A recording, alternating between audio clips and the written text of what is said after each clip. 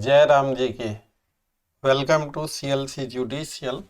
आज के इस वीडियो में हम लोग 32 बिहार जे की इंटरव्यू के बारे में।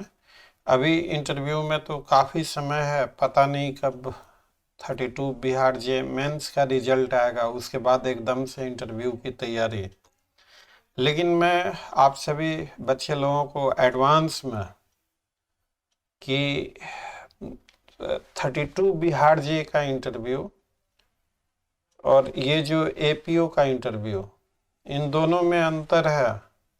आप देखेंगे कि 32 बिहार जे में बहुत सारे ऐसे कैंडिडेट मिलते हैं जिन्हें किसी किसी को 30 नंबर, किसी को 34, किसी को 33, मीन्स कि उन्हें इंटरव्यू में मिनिमम 35 मार्क्स नहीं आ पाते। उनका एग्रीगेट टोटल जो कट ऑफ है उससे ज़्यादा होता है, लेकिन इंटरव्यू में कम मार्क्स होने की वजह से उनका फाइनल सिलेक्शन नहीं हो पाता। हालांकि in my personal opinion I do not appreciate this 35% rule. मेरे व्यक्तिगत विचारों से ये मुझे किसी भी एंगल से अच्छा नहीं लगता कि 35 नंबर लाने ही लाने हैं। अब देखिए, हर पक्ष के पक्ष विपक्ष हो सकते हैं। किसी के हिसाब से ये ठीक है, किसी के हिसाब से ये ठीक नहीं हो सकता। एनीवे, हम लोगों के पास कोई ऑप्शंस भी नहीं है। ये जो रूल है ये हम लोगों को मानना है। और आप देखेंगे कि पूरे एटमॉस्फेयर में, मार्केट में तरह तरह की चीज़ें सोशल मीडिया पे टाइम टू टाइम वायरल होती रहती हैं। सोशल मीडिया के कुछ फायदे भी हैं, कुछ नुकसान भी हैं। अब मैं खैर उन चीज़ों पे बात नहीं करूँगा। मैं सिर्फ और सिर्फ इस वीडियो को कन्फाइन करना चाहता। टॉपिक है कि आप कैसे अच्छे से अच्छे बेहतरीन मार्क्स ला सकें, फेल होने से कैसे बचा जाए। तो आप देखिए, किसी भी इंटरव्यू के लिए इंटरव्यू में असेसमेंट होता है, आपसे कुछ क्वेश्चंस पूछे जाएंगे। उन क्वेश्चंस का आंसर आपको देना है, राइट। अब ये आंसर आज जब आप देंगे तो आप किन शब्दों का प्रयोग करेंगे, किन सेंटेंसेज में आप आंसर देंगे। तो सवाल तो पूछे जाएंगे। सवाल जो आप देखेंगे, हम लोगों ने फर्स्ट टाइम इंडिया में जो इंटरव्यू होता है हम लोगों के लीगल फील्ड से, जुडिशरी का या एपीओ का, तो फॉर्मल और इनफॉर्मल पार्ट में हमने बांटा है इस इंटरव्यू को। इनफॉर्मल पार्ट में आप जज क्यों बनना चाहते, लॉ क्यों आपने ऑप्शन के तौर पे सेलेक्ट किया, ऐसे बहुत सारी चीज़ें। और फॉर्मल पार्ट में लॉ सब्जेक्ट से क्वेश्चंस पूछे जाते हैं। किसी कैंडिडेट से सिर्फ फॉर्मल ही पूछे जाते हैं, किसी से ज़्यादा इनफॉर्मल। अब कौन से कैंडिडेट से क्या पूछा जाएगा ये कह पाना बड़ा मुश्किल है। वो आपकी किस्मत, आपका चांस कि आपसे कौन से पार्ट से ज़्यादा क्वेश्चंस पूछे जाएंगे। एज ए टीचर मैं सिर्फ इतना ही कहूँगा कि आप इन दोनों पार्ट की तैयारी करके ही जाएं, क्या पता कौन सा पार्ट आपसे पूछा जाए। अब जब आप आंसर दे रहे हैं तो आंसर देते वक्त किन शब्दों में आप आंसर देंगे, कितना आंसर देंगे, वो सेंटेंसेज क्या होंगे, आंसर देते वक्त आपके चेहरे के हाव भाव क्या होंगे, आपकी बॉडी लैंग्वेज क्या होगी, इन सारे चीज़ों के ही आधार पे आपका असेसमेंट किया जाता है और इन्हीं चीज़ों के आधार पे आपको नंबर दिए जाते हैं। अब सबसे बड़ी बात यह है कि आखिर उस इंटरव्यू के दौरान होता क्या है कि स्टूडेंट को 34 मार्क्स पे रोक दिया जाता, स्टूडेंट्स को 30 मार्क्स पे रोक दिया जाता। आखिर वजह क्या होती है कि 29 मार्क्स पे स्टूडेंट को रोक दिया जाता, आखिर क्यों और वजह क्या है। अब बेहतर वजह तो दो ही लोग बता सकते हैं, या तो जिस बोर्ड ने इंटरव्यू लिया है या कैंडिडेट जिसने इंटरव्यू फेस किया है।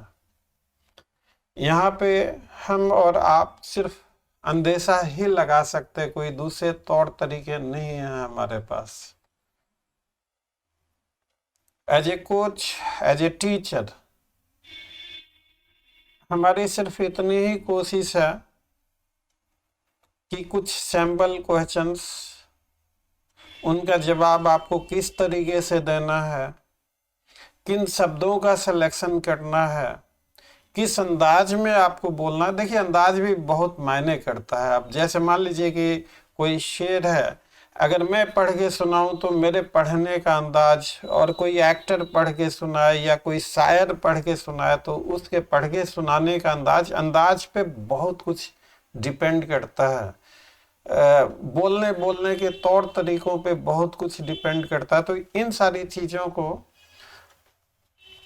भी ध्यान में रखना चाहिए, तब हम लोगों का एक बेहतर इंटरव्यू की तैयारी हो सकती है। हम लोगों ने इस बार इंटरव्यू को नए सिरे से परिभाषित करने का कोशिश किया। आप खुद भी देखेंगे, आपने बहुत जगह फॉर्मल, इनफॉर्मल, इस तरह से कैटेगराइजेशन अब तक आज से पहले किसी ने नहीं किया था। बेसिकली इंटरव्यू का होल एंड सोल फंडा ये होता कि कालीन बिछा दिया गया फर्श पे, फर्नीचर खूबसूरत सा लगा हुआ है, 3-4 लोग बैठे हुए हैं सूट बूट में, पैनलिस्ट, वो आपसे सवाल पूछे जा रहे हैं दे दनादन, जो भी 10, 20, 30 जो भी सवाल पूछ रहे हैं। मेरा ये कहना है कि मैं अगर आपसे कोई सवाल पूछता हूँ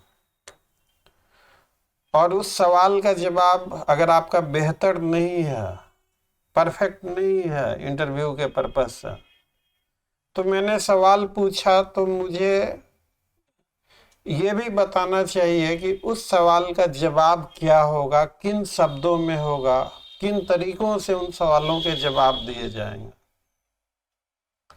सिर्फ सवाल पूछना, इस बात की ट्रेनिंग नहीं देना कि किन शब्दों में जवाब देंगे, किन सेंटेंसेज के साथ आप जवाब देंगे, कैसे देंगे, तो मैं नहीं समझता कि ऐसा कोई भी इंटरव्यू अगर इस तरीके से चलता है तो देखने के नज़रिए से तो ठीक हो सकता, लेकिन जो रियल इंटरव्यू की तैयारी है, मैं नहीं समझता कि ऐसा कोई इंटरव्यू आपके लिए हेल्पफुल हो सकता है। जो कैंडिडेट आंसर दे रहा वो सेटिस्फाइड नहीं है अपने आंसर से, और आप चुपचाप थोड़ा इम्प्रूव कर लो, थोड़ा ऐसे कर लो, तो this is not the way of conducting the interview, so for what I understand. आप देखेंगे Bihar APO for larger student interest, एक मास इंटरेस्ट के लेवल पे हमने अपने इंटरव्यू की लाइव क्लासेज, हमने तो कहने वाले जो भी कहते रहे, हमने बिहार एपीओ का पीटी का बैच फ्री ऑफ कॉस्ट दिया, मेंस का बैच फ्री ऑफ कॉस्ट दिया, इंटरव्यू का बैच फ्री ऑफ कॉस्ट दिया। हमारा नॉन कमर्शियल, ठीक है नॉन कमर्शियल, लेकिन नॉन कमर्शियल ये सर्विसेज किसी इंस्टीट्यूशन को बड़े पैमाने पे अगर ये सर्विसेज देना हो तो उस इंस्टीट्यूशन में कई सारे आदमी होते हैं, उनकी सैलरी, उस इंस्टीट्यूशन को मेंटेन करना, उनके खर्चों को मेंटेन करना, जो आदमी डिपेंडेंट हैं उन लोगों की तनख्वाहें देना। तो अब हम लोगों की कोशिश लगातार जारी है, चुनौतियां बहुत हैं, संघर्ष काफी हैं हम लोग। लेकिन देखिए, आप इसी माहौल में हम लोगों ने भी पीटी की classes totally free of cost, mains की classes free of cost, interview की classes totally free of cost, और वही नहीं, इंटरव्यू के आप देखेंगे बिहार एपीओ सीरीज, आप हमारे प्लेलिस्ट में जाकर उन वीडियोज को देख सकते हैं। हमने सारे स्टूडेंट्स के भले के लिए वो सारी वीडियोज पब्लिक डोमेन में सार्वजनिक तौर पे आपके सामने पेश किया है। आप उन वीडियोज को देखते हुए कि सवाल आपसे कैसे पूछे जाएंगे, किस तरीके से पूछे जाएंगे, उन सवालों के जवाब आप क्या देंगे। अब देखिए, अब हमारे पास टेक्नोलॉजी वगैरह, जो पार्टिसिपेंट हमारे इन इंटरव्यू वीडियोज में बोल रहे हैं, उनका नेटवर्क अच्छा नहीं रहने के कारण उनकी आवाज़ आपको क्लियर नहीं सुनाई देगी, लेकिन कम से कम जो सवाल हमने पूछा है, जो जवाब हमने दिया है, वो सारी चीज़ों से भी आप अपनी तैयारी बेहतरीन से बेहतरीन कर सकते हैं। दूसरी चीज जो आपको समझनी चाहिए, कि देखिए जब आप मेंस दे रहे हैं तो मेंस में आपके पास अगर आपने लिखा कुछ गलत हो गया तो आपके पास टाइम है, आप उन पे विचार करते हुए अगर कुछ गलती हो गई तो उसे आप काट के दोबारा ठीक से लिख सकते हैं। लेकिन इंटरव्यू में आपके पास सोचने समझने का टाइम नहीं होता। इंटरव्यू में एक ही बात तीर कमान से, बात जुबान से, आत्मा शरीर से निकलने के बाद वापस नहीं होती। तो इंटरव्यू में जो आपने बोल दिया वो बोल दिया। इंटरव्यू अगर देखा जाए तो जो मैं समझता हूँ ये टोटली साइकोलॉजिकल होता है। ये आपके सीने की धड़कनें बढ़ी होती हैं, क्या पूछा जाएगा क्या नहीं पूछा जाएगा। आप नर्व पे जितना काबू करेंगे आपका इंटरव्यू उतना ही अच्छा होगा। अगर आप परेशान होंगे तो आता हुआ चीज़ भी आप भूल पाएंगे, वो भी आप आंसर नहीं कर पाएंगे, और इजी होके जाएंगे तो आप बेहतर से बेहतर आंसर कर लेंगे। इंटरव्यू के साथ एक चीज और भी आप याद रखेंगे, सिर्फ और सिर्फ इंटरव्यू के बेसिस पे सिलेक्शन नहीं हो सकता। हाँ, अगर आप बाउंड्री लाइन पे हैं और इंटरव्यू में थोड़े अच्छे नंबर आ जाते हैं तो सिलेक्शन के चांसेस बन जाते हैं। आप कम्पिटिटिव एग्जाम में किसी भी स्टेज को किसी भी लेवल पे उसको अंडरमाइन या अंडर स्कोर नहीं कर सकते। वो करना समझदारी नहीं कही जा सकती किसी भी एंगल से। तो जो सबसे बड़ा सवाल है कि हम लोग इंटरव्यू की तैयारी कैसे करें, तो देखिए इंटरव्यू स्वाभाविक है कि आपके पर्सनालिटी का टेस्ट है। पर्सनालिटी न एक दिन में बनती है न एक दिन में बिगड़ती है। फिर भी हम लोग उस लिमिटेड पीरियड के दौरान, आप लोगों ने देखा होगा बिहार एपीओ में हम लोगों ने फॉर्मल इनफॉर्मल को अलग किया, 1-to-1 सेशन किया, जिसमें कैंडिडेट को ये बोलो ये मत बोलो बहुत सारी चीज़ें रहती हैं। हर स्टूडेंट को स्पेशली इंडिविजुअली और पर्सनली दिया। हम लोगों ने ट्रेनिंग दी स्टूडेंट को कि अगर इस तरह का सवाल है तो इसका जवाब आप कैसे देंगे, किन शब्दों के साथ देंगे, सेंटेंस क्या होगा आपका, आपको क्या बोलना है क्या नहीं बोलना है। किसी सब्जेक्ट पे अगर स्टूडेंट की जानकारी नहीं है तो टीचिंग भी हम लोगों ने करी है, बताया भी है कि ऐसे ऐसे आप लोगों को करना है। तो इंटरव्यू हमारी नज़रों में भी हमने भी देखा है बहुत अच्छे स्टूडेंट्स के भी 35% मार्क्स नहीं आ पाए, और ये भी देखा है कि बिहार इंटरव्यू में भी कुछ स्टूडेंट के बहुत अच्छे मार्क्स हैं। तो देखिए एक जनरल सा ओपिनियन नहीं आप बना सकते। हमारे भी कुछ स्टूडेंट के 35 तक ही आके रह गए, कुछ स्टूडेंट के बहुत अच्छे मार्क्स भी आए। इस बार भी हम लोगों का बिहार एपीओ का जो रिजल्ट निकला है तो ये आप देख ही रहे होंगे, मैं उस पर इस वीडियो के लास्ट में बातचीत करूंगा। 66 आउट ऑफ 101 ये एज पर ऑफिशियल रिकॉर्ड। तो बाकी बच्चे और भी हैं हमारे पास जिनका सिलेक्शन नहीं हुआ। तो देखिए मैं कोई जादूगर नहीं हूँ। किसी भी इंस्टीट्यूशन में कुछ बच्चे लोगों का होता है, कुछ बच्चे लोगों का नहीं होता है। तो जिन बच्चे लोगों का नहीं हुआ उनके बहुत अच्छे स्टूडेंट हैं, उनकी तैयारी हर तरीके से कंप्लीट है। वो मेरी भी समझ से बाहर है कि आखिर उनका सिलेक्शन क्यों नहीं हुआ, आखिर कहाँ कमी रह गई। तो हम लोग उन कमियों पे विचार कर रहे हैं कि जिन बच्चे लोगों का जो हमारे इंस्टीट्यूशन से थे जिनका सिलेक्शन नहीं हुआ किसी न किसी कारण से, तो हम लोग उस पे वर्कआउट कर रहे हैं। आखिर कमियां क्या रह गई, किस तरह की कमी रह गई, उन कमियों को दोबारा दूर करके हम लोग फिर से कोशिश करेंगे। अब देखिए सिलेक्शन और होना और सिलेक्शन नहीं होना, मेंस में कभी कभी आपको लगता है कि आपने सारी चीजें शानदार लिखा है, लेकिन कुछ चीजें ऐसी मिस हो जाती है। जब आप आरटीआई से कॉपी निकाल के देखते हैं तो आपको यकीन नहीं होता कि ऐसा ब्लंडर आपने किया। ऐसा कई बार हुआ है, हम लोगों ने कॉपी निकलवाई है, पीछे स्टूडेंट्स लोगों की कॉपी देखी है, उनको बताया कि ये क्या तुमने ब्लंडर किया है कॉपी में। तो हालात चाहे जो भी हो,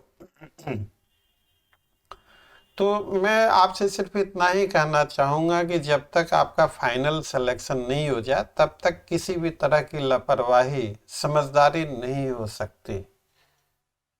तो आप अच्छे तौर तरीकों से you keep on revising the whole syllabus. खासकर आईपीसी पे ज़्यादा फोकस करेंगे, आईपीसी से ज़्यादा क्वेश्चंस पूछे जाते हैं। हम लोग भी उस समय बैच चलाएंगे ही चलाएंगे जब 32 मेंस का रिजल्ट निकलेगा। जो भी भरपूर सहयोग हो सके। वो सुपर टेस्ट सीरीज एक हम लोगों ने बनाया था, वो कहने को तो एमसीक्यू है, उसमें हर सब्जेक्ट का सेक्शन 1 से लेके लास्ट तक क्या क्वेश्चंस हो सकते हैं वन लाइनर के तौर पे। तो आई होप एंड बिलीव कि वो वन लाइनर के तौर पे आपको होल सब्जेक्ट रिवीजन के लिए, होल सब्जेक्ट मेमोराइजेशन के तौर पे वो काफ़ी हेल्पफुल हो सकता है। तो हम लोग भी अपनी स्ट्रेटजी बनाएंगे, क्योंकि अभी मेंस का रिजल्ट आएगा। मेंस का रिजल्ट कब तक आएगा, कितने समय में आएगा, ये कह पाना कुछ अभी तो कुछ कहा नहीं जा सकता। उम्मीद है, let us hope, let us pray कि मेंस का रिजल्ट जल्दी आए, आप लोगों का सिलेक्शन हो, आप लोग जीवन में सफलता की सीढ़ियाँ आगे को चढ़ते चलें, आपका दामन खुशियों की झोली से भरा हो, हर पल कामयाबी मिलती रहे। ऐसा तो मैं दुआ करूंगा ही करूंगा हर बच्चे लोगों के लिए। तो लेकिन बस इस वीडियो का मतलब सिर्फ इतना ही है कि ये जो पढ़ने की जो रफ्तार है, ये जो मोमेंटम है, इसे लूज नहीं करेंगे, कुछ न कुछ पढ़ना जारी रखेंगे। एक बार ये रफ्तार टूट जाती है तो फिर इस रफ्तार को पकड़ने में कुछ थोड़ी बहुत दिक्कतें होती हैं। तो इसी नज़रिए से इन जनरल कि शॉर्टकट में आप बस इतना ही समझ लीजिए कि आपसे जो इंटरव्यू के दौरान सवाल पूछे जाएंगे, उन सवालों के अगर आप बेहतर से बेहतर जवाब देते हैं तो इंटरव्यू में आपको बेहतर से बेहतर नंबर मिलेगा। मैं शायद बहुत छोटी सी बात में कह रहा हूँ, कोई लंबी चौड़ी नहीं, बस एक लाइन की बात कर रहा हूँ कि इंटरव्यू में बेहतरीन से बेहतरीन नंबर लाने का सिर्फ एक ही तरीका है कि आपसे जो सवाल पूछे गए उन सवालों के आप बेहतरीन से बेहतरीन जवाब दें, तभी आपको बेहतरीन से बेहतरीन नंबर मिलेंगे। कोई रॉकेट साइंस नहीं है यहाँ। जो भी सवाल आपसे पूछे जाएंगे उन सवालों के बेहतरीन से बेहतरीन जवाब दें। अगर किसी सवाल का आप जवाब नहीं जानते तो उस समय आपका रिस्पॉन्स क्या है, किस तरीके से है, आप डाउन होते हैं या नहीं होते हैं, आप किस तरह से रिएक्ट करते हैं, आप किस तरह से बिहेव करते हैं, आपका फेशियल एक्सप्रेशन क्या है, आपकी पर्सनालिटी किस तरह की है। एक जज की पर्सनालिटी होती है कि वो पेशेंट लिसनर होता है। अगर मान लीजिए कि कोई जज बहुत ज़्यादा वोकेटिव है, वो किसी की भी बात नहीं सुनता, तो आप बेशक आप आइंस्टीन ही क्यों ना हो, लेकिन आप जज के लायक नहीं है। एक जज को एक अच्छा लिसनर होना चाहिए। तो आप कभी कभी देखेंगे कई सारे कैंडिडेट कहते हैं कि मेरे से तो ये पूछा गया, मेरे से तो पूछा गया, एक मेंबर बोलता दूसरा, ऐसे तमाम सारी चीजें आप देखेंगे। तो आप अभी से ठान लीजिए कि आप किसी से भी बात करें तो एक आदत सी बनाइए कि एक पेशेंट लिसनर होइए। आप बातों को पहले सुनिए अच्छे से, कोई कुछ कहना चाहता है तो उसे कहने का मौका दीजिए। तो ऐसे धीरे धीरे करते हुए आप अपनी पर्सनालिटी को इम्प्रूव कर सकते हैं। सब्जेक्टिव नॉलेज को रिवाइज करते रहिए, और जब हम लोगों का बैच शुरू होगा तो हमें याद कीजिएगा। अभी से ही डिमांड आने लगी है कि सर बिहार एपीओ आपने फ्री किया था, इसको भी आप करते। हम लोग भी उन सारे चीज की 32 बिहार भी आप थोड़ा कुछ इस तरह से चलाते फ्री वाला। तो देखिए, मैं तो ये कहना चाहूँगा कि हम लोगों की पूरी टीम, अब हर समय हर चीज़ तो फ्री नहीं हो सकती, लेकिन फिर भी हम लोग विचार कर रहे हैं कि इस बार क्या किया जाए। जैसे ही जो भी आउटकम होगा वो आप सभी लोगों को बताया जाएगा। इस बार हम लोगों का रिजल्ट जो, एक चीज़ और मैं आप लोगों से आपकी राय जानना चाहूँगा कि ये जो तौर तरीका है हम लोगों का अपना रिजल्ट दिखाने का विथ रिकॉर्ड के साथ, हम लोगों ने एक नई शुरुआत की है, एक नई परंपरा को जन्म दिया है। अभी तक आप देखेंगे कि कोचिंग इंस्टीट्यूट का बस 2 ही शॉर्टकट होता है, पोस्टर, बैनर, उन पे कई सारे बच्चे लोगों के फोटो छपे होते हैं, उनका नाम लिखा होता, अनाप शनाप बहुत सारी चीज़, 2-4 रिजल्ट हुए बना दिए 40 रिजल्ट का, ऐसे तमाम सारी चीज़ें चलती रहती है। ये तो हो गया पहला शॉर्टकट। दूसरा शॉर्टकट ये होता है कि सक्सेसफुल स्टूडेंट के पास चले जाओ जैसे तैसे, अब मैं आगे नहीं बोलूँगा इसमें। हर साल की तरह हर साल हमारे यहाँ से भी होता है, हमारे भी स्टूडेंट 2-4, इस साल भी, कोई नई बात नहीं है, ये पुरानी परंपरा है।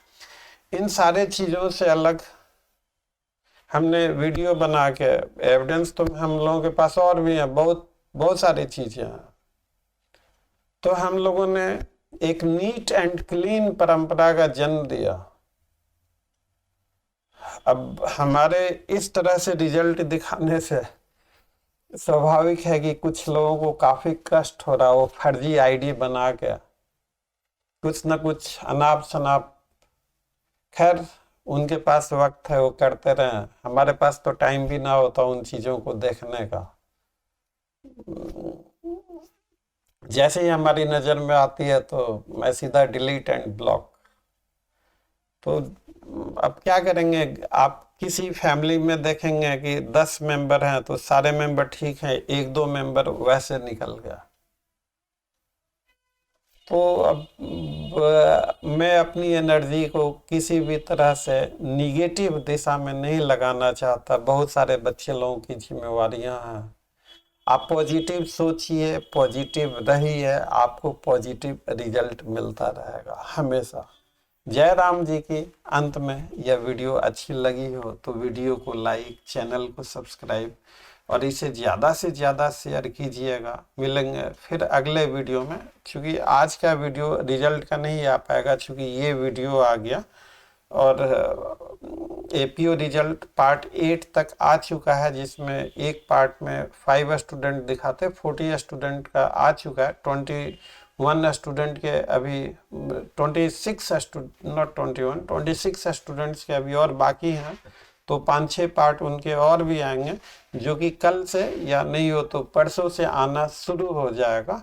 तो मिलेंगे अगले वीडियो में। Thanks for watching, see you again, till then bye bye.